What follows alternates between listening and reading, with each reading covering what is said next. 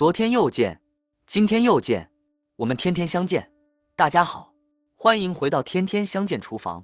今天和大家分享一个冬菇虾米蒸肉饼，加入冬菇和虾米调味后蒸制而成的中式菜肴，肉质饱满。这道菜简单易做，来看看它是如何制作的。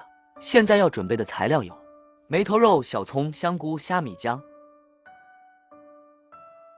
这里是搅碎梅头猪肉280克，接着准备虾米和香菇。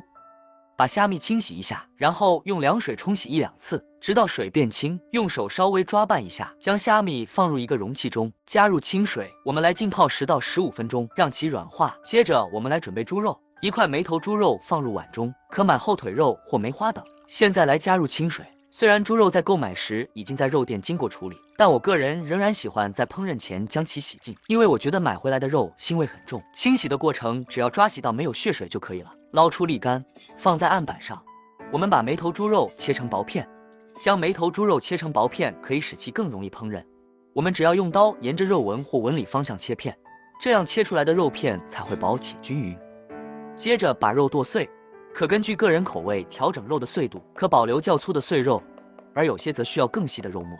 喜欢粗的碎肉就不要剁太幼，并且更均匀地吸收调味料。我们这边把肉碎剁好之后，来放入碗中备用。看肉碎是不是剁得刚刚好。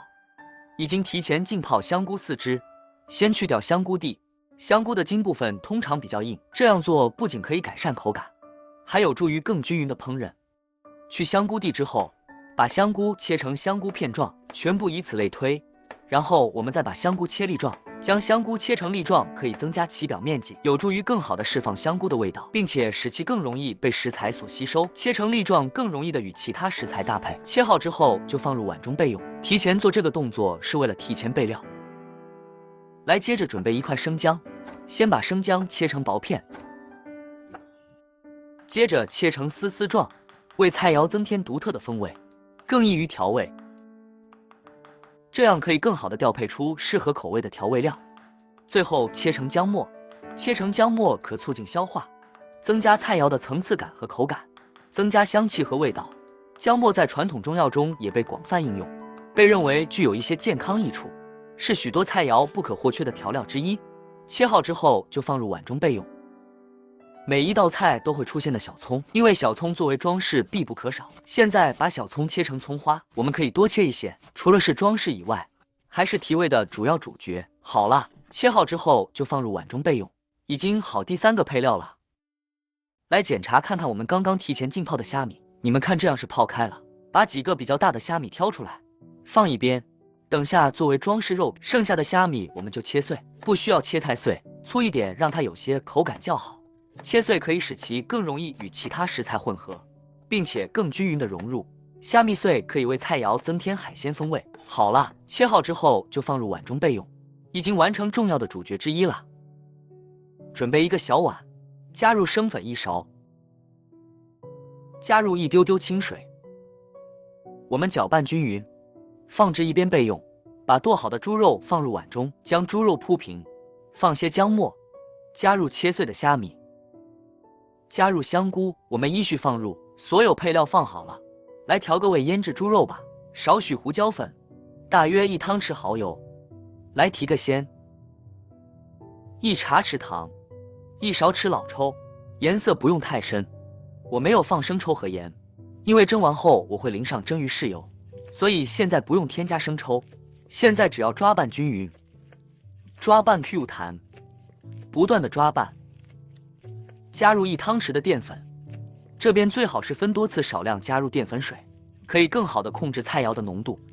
淀粉水往往会迅速起到增稠作用，还可避免结块，肉饼蒸出来就会很嫩滑。